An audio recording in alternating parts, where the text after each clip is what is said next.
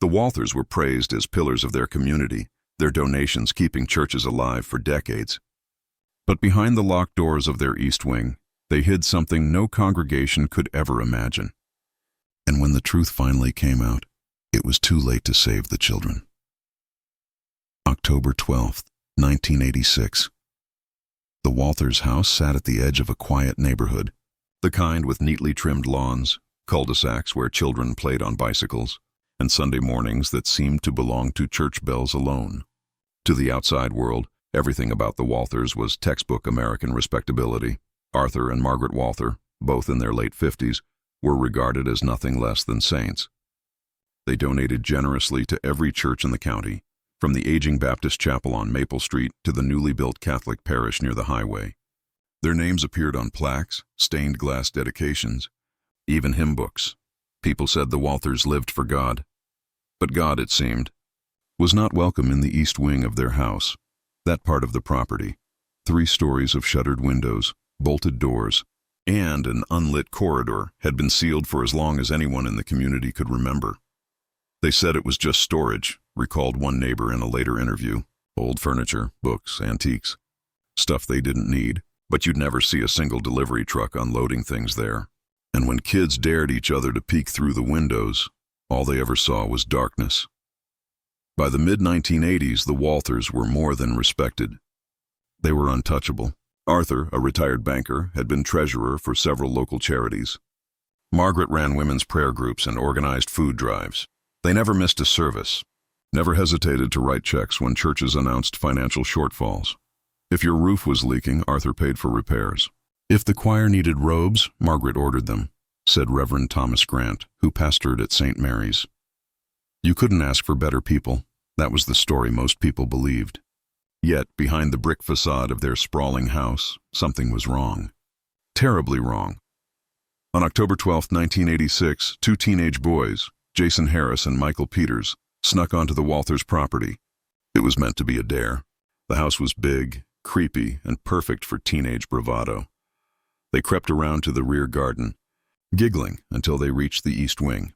Unlike the rest of the house, which was immaculate, the east wing looked abandoned. The windows were shut tight, curtains drawn, wood frames rotting. Jason later told investigators, "We thought we saw a light flicker upstairs.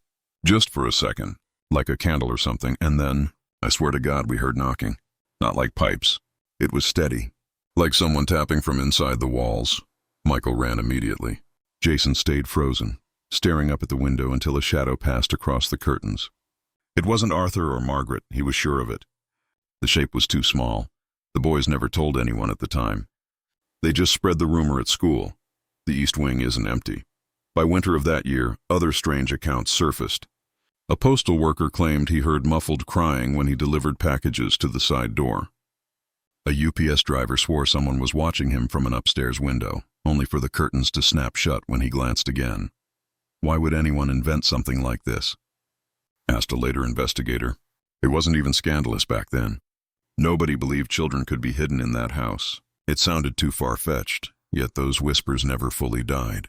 They just coexisted with the Walthers' reputation for charity. Christmas Eve. 1986, the first serious incident occurred on Christmas Eve. The Walthers had once again hosted their annual church dinner, opening their doors to local clergy and congregants. Dozens of people wandered through the downstairs living areas, admiring the Walthers' decorated tree and polished antiques. But halfway through the evening, a guest named Laura Bennett strayed too far. She was looking for the restroom when she accidentally walked into the wrong hallway. It was colder there, she later said, like the heat didn't reach that part of the house. I remember the floorboards creaked under my feet.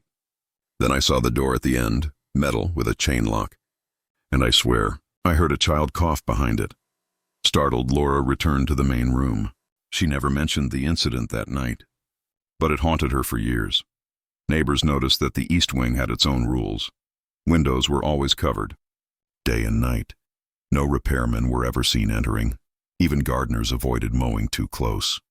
One neighbor, Mrs. Conway, remembered, "I once asked Margaret why the shutters were always drawn. She smiled politely and said, 'That part of the house is no longer in use.' But her eyes, she wouldn't meet mine when she said it. The mystery of the East Wing might have ended as just another neighborhood legend until March 1987. That was when the first undeniable crack appeared in the Walthers' perfect image. March 17, 1987. The phone call on that day. The local police department received an anonymous phone call. The voice on the line was thin, trembling. "They're in here," the caller whispered. "The children, please help us. We can't get out." The call was traced to a payphone near the Walthers' property. Officers investigated, but Arthur dismissed it. "A cruel prank," he said, furious at the waste of time. No warrant was issued, but the police chief remembered that call years later when everything unraveled. Though Margaret appeared sweet and soft-spoken in public, Arthur had a reputation for a temper. Shopkeepers noted how quickly his face turned red if a delivery was late or a bill incorrect.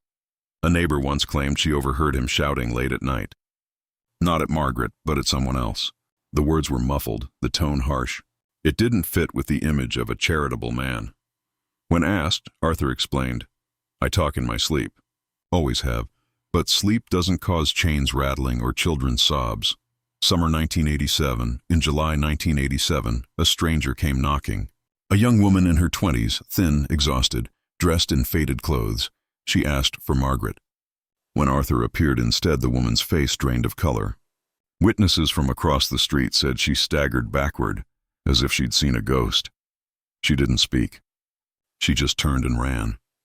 Later, people wondered, was she connected to the children in the East Wing? A sibling? A runaway? Her identity was never confirmed. Ironically, the very churches that benefited from the Walthers' generosity were the least willing to question them. "You don't bite the hand that feeds you," said one former church secretary. If the Walthers wanted privacy about the East Wing, nobody was going to push. Their donations kept the lights on. That silence allowed the secret to deepen. November 3, 1987. On this night, a storm swept across the county. Trees fell, power lines snapped, and much of the neighborhood went dark. At around 9:45 p.m., several neighbors swore they saw movement in the East Wing windows, figures darting past, candles flickering. One neighbor, Mr. Jacobs, said, "I saw a hand, a child's hand, pressed against the glass. It left a mark in the condensation. Then someone pulled it away." The storm knocked out phones, so no immediate call was made. But by morning, the Walthers had explanations ready. No one had been inside, just a trick of shadows. Still, the story spread. And this time, it stuck.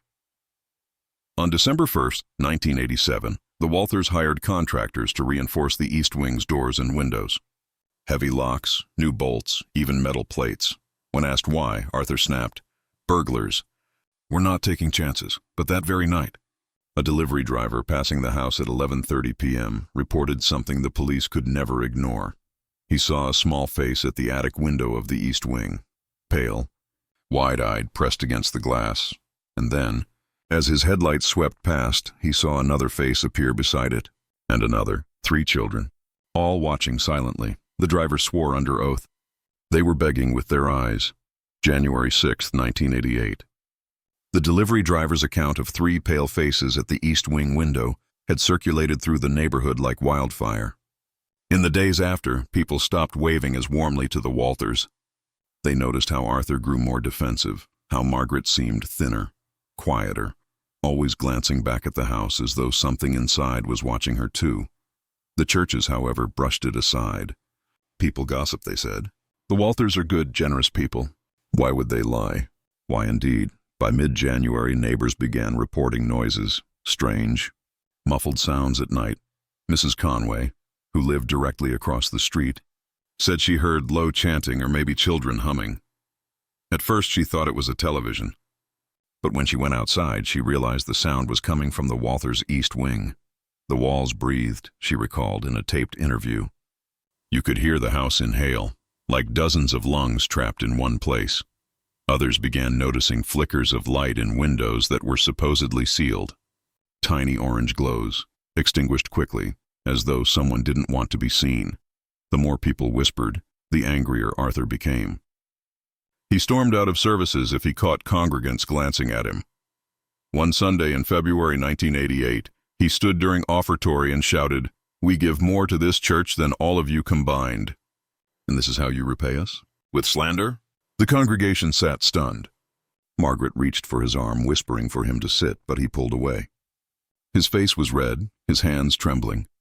That outburst only deepened suspicion. February 22nd, 1988. The Walthers rarely invited outsiders into their home. But on this night, Margaret had grown desperate. She confided to a neighbor that she needed someone to help with the house for a few hours. The neighbor's teenage daughter, Emily, agreed. At first, everything seemed normal. Margaret guided Emily through the kitchen and sitting rooms, showing her how to tidy up. But when Margaret left to run errands, Emily wandered. She remembered the silence. Not the silence of an empty house, but the thick, unnatural silence that pressed against her ears. And then she heard it. A whisper. "Help us." It was faint, almost a hiss, coming from behind a bolted door at the far end of the corridor. Emily leaned closer. Again the voice. "Please." Emily swore she heard multiple breaths on the other side. Like children crouched close to the crack beneath the door. Panicked, she grabbed her coat and ran. She never returned. When her parents asked what happened, she refused to explain. But years later, she admitted, "I was too scared to tell anyone then. Because if the Walthers knew I'd heard, I was afraid they'd make me disappear too." Throughout spring 1988, people noticed changes in Margaret. She stopped leading prayer groups. Her hair, once perfectly styled, grew unkempt. In stores, she lingered in the children's aisle, touching toys and baby clothes she never purchased. "She looked like a woman carrying a coffin inside her," said one cashier. Some suspected she wanted to confess. Others believed she was just as complicit. April 3rd, 1988 on. Palm Sunday, several neighbors reported a foul odor drifting from the east wing. It wasn't garbage, one man insisted. It was rot, like damp wood mixed with sickness. The smell persisted for days. Strangely, it never spread to the rest of the property, only the east wing. Arthur told anyone who asked that a pipe had burst, but no repair vans were ever seen. In May 1988, a boy named Jason Harris, one of the teenagers who had originally dared each other to peek into the east wing, made another discovery. While cutting through the Walthers' backyard as a shortcut, he spotted a small leather-bound book wedged in the hedges. The journal contained shaky handwriting. Words misspelled, pages smudged with what looked like dirt. One entry read, "They keep the windows shut. We are not allowed outside. If we speak too loud, he comes. She cries sometimes, but she doesn't open the door. Please, if anyone finds this, tell the world." Jason was terrified. He showed it to a friend, but never dared show his parents. The journal later disappeared. Whether Jason hid it or the Walthers found it, no one knows. June 11th, 1988, on this date, a choir practice ran late at the nearby Baptist church. As the children walked home in groups, one boy, Thomas Kelly, lagged behind. He took the street that passed directly in front of the Walthers' property. Thomas later told his parents, "I saw a girl. She was in the upstairs window of the east wing. She was banging on the glass like she wanted to break it." But no sound came out. And then, this is the worst part, a hand, bigger than hers, pulled her away into the dark. Thomas was only 9. His parents dismissed it as imagination, but when he retold the story as an adult, his voice shook. He insisted every detail was true. In late summer, Margaret visited Reverend Grant privately. She asked him, "Do you believe God forgives everything?" The Reverend, recalling it years later, said he felt an unease in her tone. He asked if she wanted to confess. She hesitated, then shook her head. "I can't. He won't let me." She never returned. October 4th, 1988. The police visit. Another anonymous call reached the police. This time the voice was clearer. "It was a girl. They lock us in the dark," she whispered. "We're hungry." "Please," the line cut off. Officers drove to the Walthers' home. Arthur greeted them stiffly, Margaret hovering behind him. They insisted no children lived there. They even allowed officers into the main rooms, immaculate, spotless, exactly as expected. When officers asked about the east wing, Arthur's demeanor changed. "That part is condemned," he snapped. "Unsafe floors, not fit for entry." The officers left without pressing further. No warrant, no inspection, but one officer admitted later, "When I shook Arthur's hand, it was ice cold. And when I looked at Margaret, her eyes were wet. Like she wanted to scream but couldn't." November 1988 by this point. The neighborhood had fractured into two camps. Some defended the Walthers fiercely. "They're saints," people said. "Stop slandering them." Others couldn't ignore the whispers, the lights, the shadows at the windows. Parents began warning children, "Don't walk near the East Wing. Don't accept candy from the Walthers. Don't ask questions." The house had become a wound in the neighborhood, one that everyone saw but no one cleaned. December 19th, 1988 at 2:13 a.m. Half the block awoke to a piercing scream. It was high-pitched, raw, unmistakably a child. It came from the East Wing. Lights flicked on in houses across the street. Curtains parted. Neighbors stood in pajamas on their lawns. The scream repeated, choked off suddenly, followed by heavy footsteps and the slam of a door. One man dialed the police.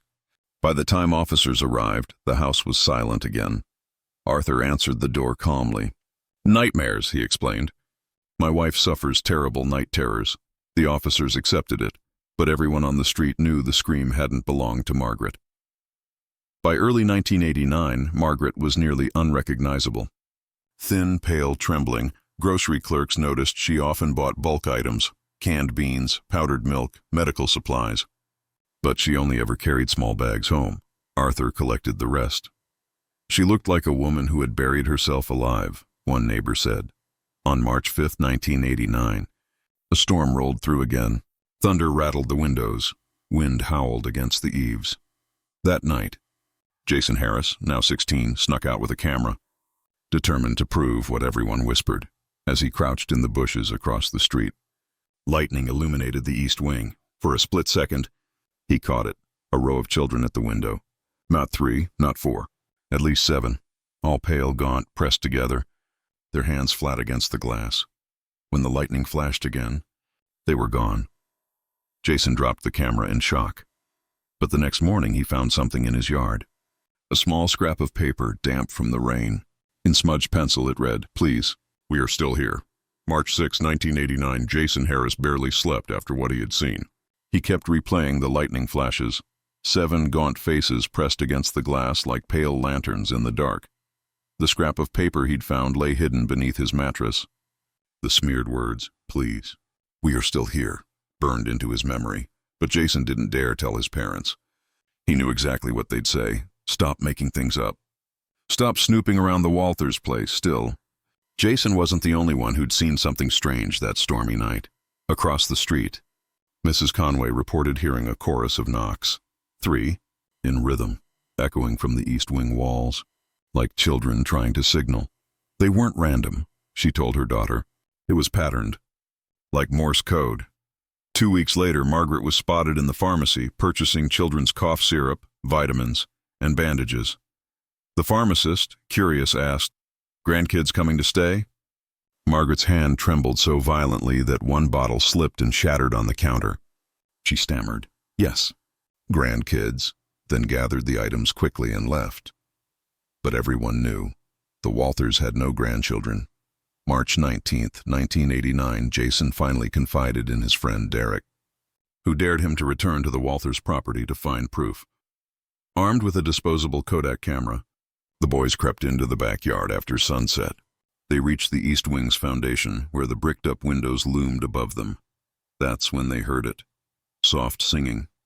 A child's voice. No older than 10, humming a lullaby Jason recognized. "You are my sunshine." Then came another sound. Footsteps. Heavy. Deliberate, approaching fast. Jason and Derek bolted. Jason dropped the camera in the mud, leaving behind the only evidence he had hoped to capture. Later that week, Margaret appeared at the Harris family's doorstep. Jason's mother answered, surprised. Margaret asked softly, "Do your boys play near our house?" Mrs. Harris frowned. "Why?" Margaret hesitated. Her lips parted as if to confess, but then she spotted Arthur standing by the car at the curb, watching. Her voice cracked as she forced a smile. "It's unsafe near the East Wing. Please keep them away." She left quickly, never looking back. Jason remembered her eyes that night, wet, pleading like someone screaming from behind glass. At school, whispers spread among the kids. Some swore they'd seen shadows moving inside the Walthers' East Wing when walking home. Others claimed they'd heard faint cries on windy nights. One girl said she'd seen a face pressed against the attic window, mouth open in a silent scream. Teachers dismissed it as childish gossip. But the children believed every word. On April 22, 1989, Reverend Grant was invited to the Walthers' home for dinner, a gesture meant to mend strained relations with the church. Arthur paraded the Reverend through the main house, polished to perfection. But when they passed a locked corridor leading toward the east wing, Grant paused. "What's down there?" he asked. Arthur's jaw tightened. "Storage, but Margaret," without thinking, whispered, "No, Arthur." "They." Arthur cut her off with a glare so sharp that Grant described it later as the kind of look that could kill a confession before it was born. The Reverend never returned to the house again. Jason, unable to let go, convinced Derek to explore the property one last time. They slipped through a broken section of fencing behind overgrown hedges. To their shock, they discovered a rusted door at the foundation, half buried by soil and vines.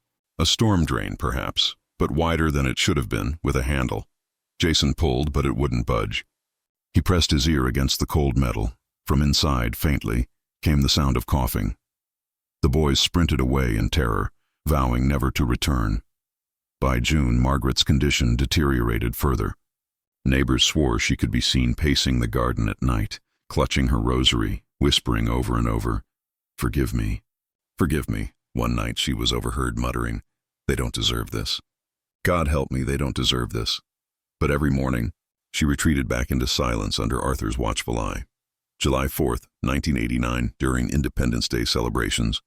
Families gathered on lawns, fireworks crackling across the neighborhood. As the sky lit up red and gold, "Children pointed toward the east wing. They're waving," one shouted. Dozens of witnesses claimed they saw tiny hands pressed against the glass of an upstairs window.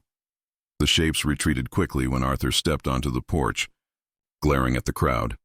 Later, when neighbors asked him directly, he snapped, "You people see what you want to see. Leave us alone."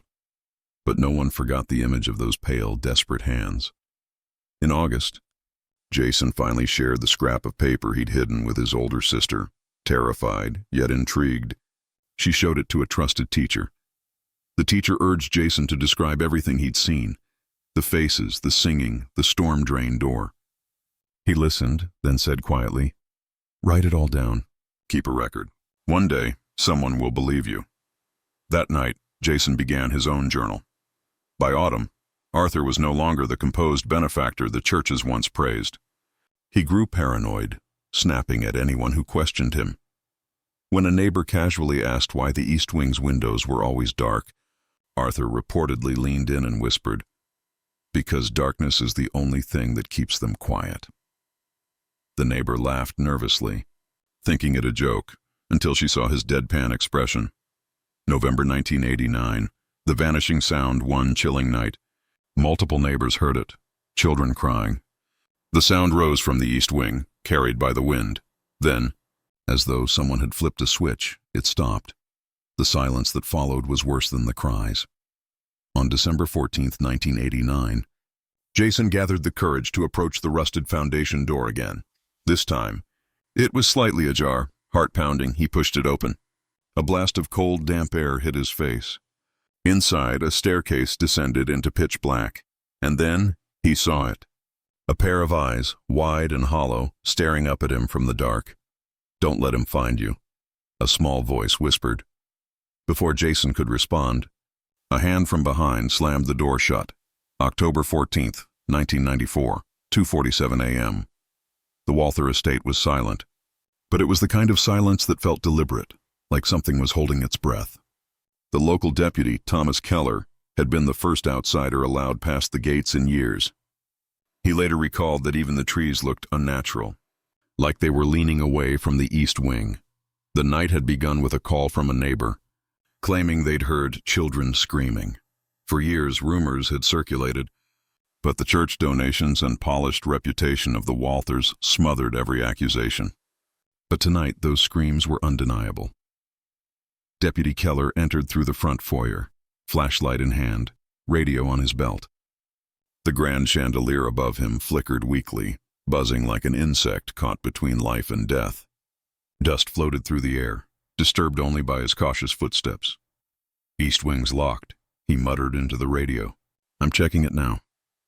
The east wing door stood heavy and ornate, darker wood than the rest of the home. A massive iron latch secured it, but Keller found the bolts strangely loose, as if someone inside had been working them free. When the door groaned open, the temperature dropped at least 10 degrees. Keller's breath fogged instantly. He hesitated, then stepped inside. The hallway beyond was narrow, claustrophobic, lined with wallpaper that peeled in long strips. Children's drawings, crude and frantic, were tacked to the walls. Some were torn, others smeared as though small hands had clawed at them, and then the smell hit him. A mixture of mildew, rot, and something metallic, like dried blood. According to his later testimony, Keller swore he heard whispers before he saw anything. Faint voices, high-pitched, not quite words, more like chanting. He moved deeper. His boots thudded against the warped floorboards, each step echoing too loudly. His flashlight beam caught a door at the end of the hall, smaller than the rest, half hidden behind an old curtain. When he pushed it open, he found a room that should not have existed. The ceiling sloped unnaturally low. Mattresses lay directly on the floor, their fabric stained and sunken. Toys, some modern, some decades old, were scattered across the floor. A broken rocking horse sat slumped in the corner, and in the center of the room, carved into the wooden planks, were names. Dozens of them, each scratched deep, some over and over again, as if to avoid being erased. Keller bent down, tracing one with his gloved hand. Thomas. Another read, Sarah. Another, Eli. There were too many. The deputy raised his radio again. This isn't right. We need backup. Now." Static swallowed the response. Then came the noise, soft, deliberate footsteps above him. He jerked his flashlight upward. The ceiling sagged in places, water-stained, but the sound was unmistakable, something moving, slowly, directly overhead. He followed it into the adjoining hallway, his nerves fraying with each step. That's when he noticed the scratches. They lined the walls, vertical, desperate, as though fingernails had carved into plaster while being dragged away. Some were fresh, the dust still crumbling loose. "Hello?" Keller called, voice tight. "If anyone's here, I'm here to help." The reply came in the faintest whisper, drifting down the corridor. "Don't let them find you." The air grew heavier the deeper he went. His flashlight beam dimmed, sputtered, until it finally died.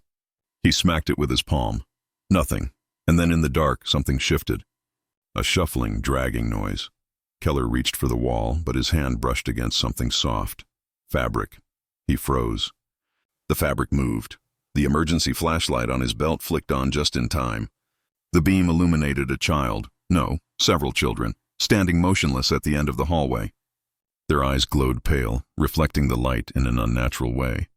Their skin was too thin, their faces gaunt. They stared at him without blinking. Keller whispered, "Oh my God." One of them stepped forward and the floor creaked under bare feet.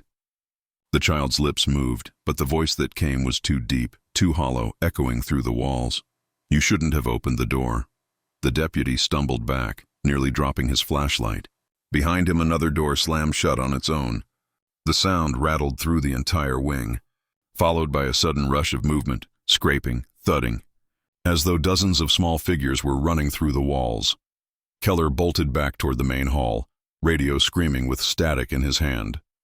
But as he reached the exit to the east wing, he found the door sealed. The iron latch had relocked itself. Panic surged. He pounded the door with his fist, shouting into the radio, "They're in here! Send someone now!" The Walthers, oh God. The recording was cut off. When backup arrived at 3:19 a.m., the east wing was empty.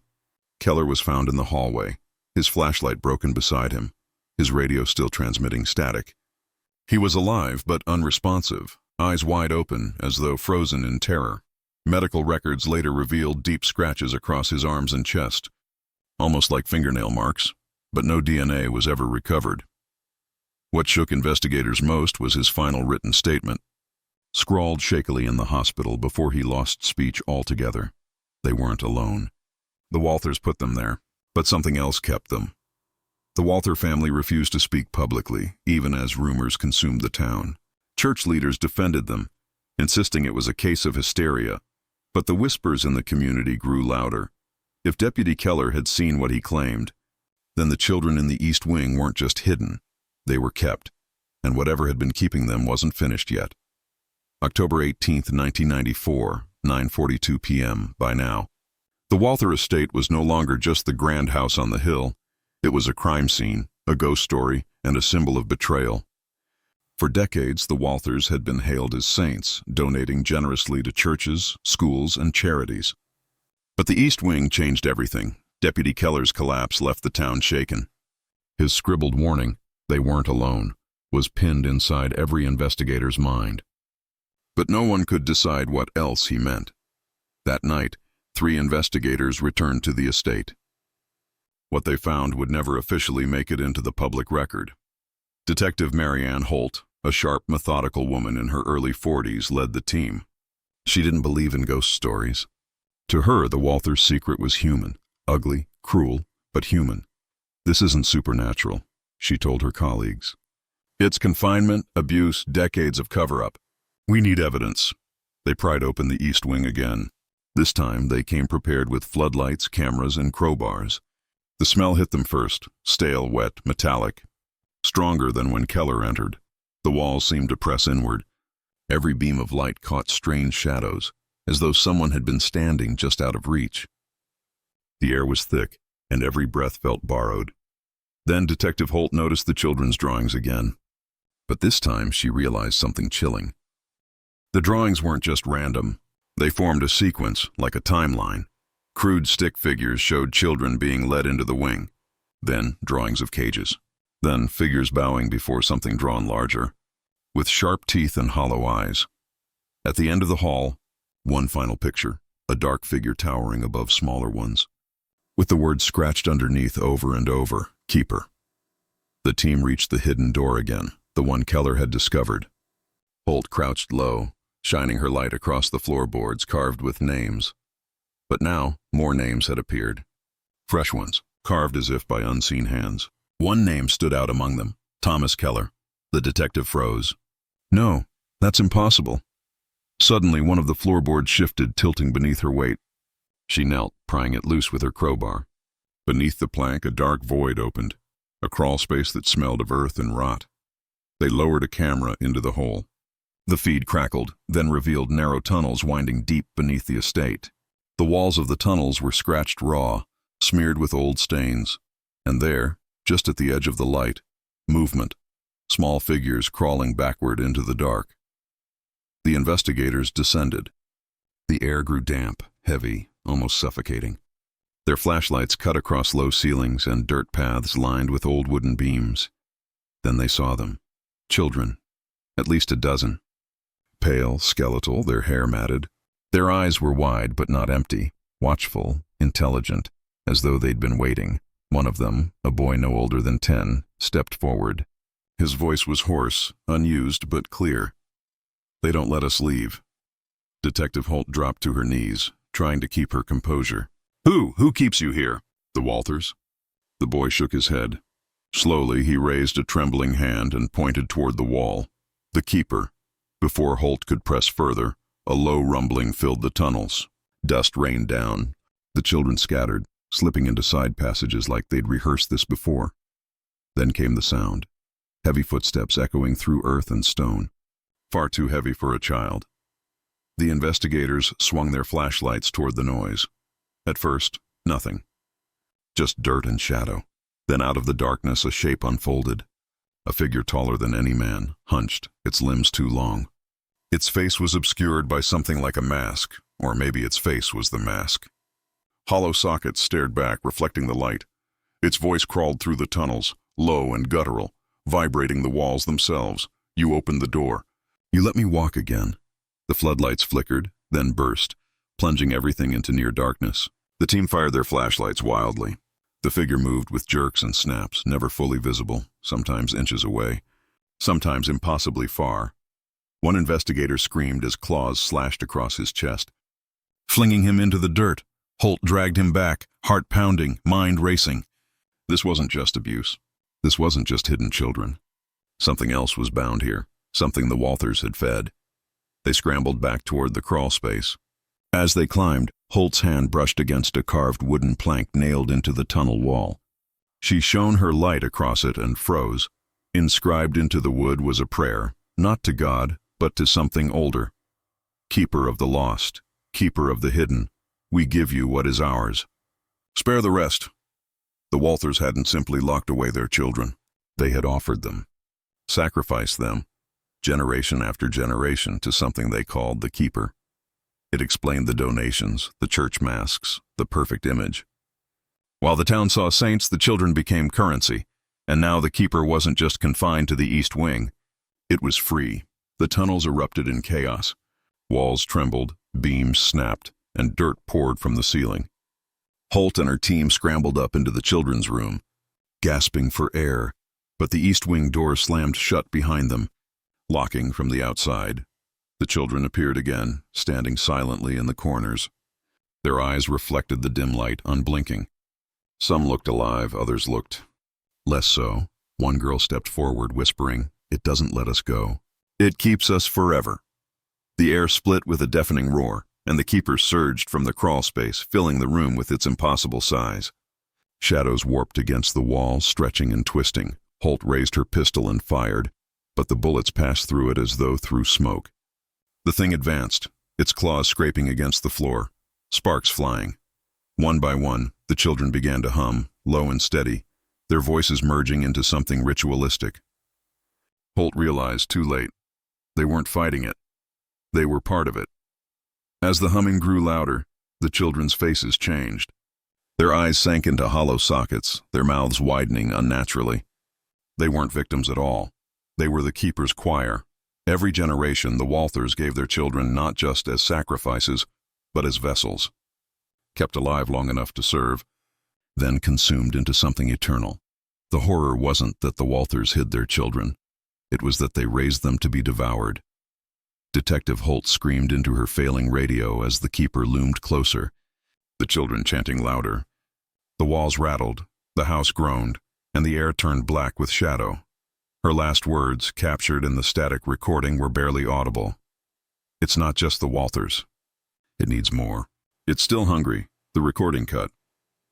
When search teams returned the next day, the East Wing was empty again. No Holt, no children, no Keeper, but carved freshly into the door, in jagged letters, "Hungry." October 21st, 1994, 7:15 a.m. By the time investigators returned to the Walther estate, the East Wing was silent. The locked door stood wide open. The floodlights, the ropes, even the evidence markers, gone. And so were Detective Marianne.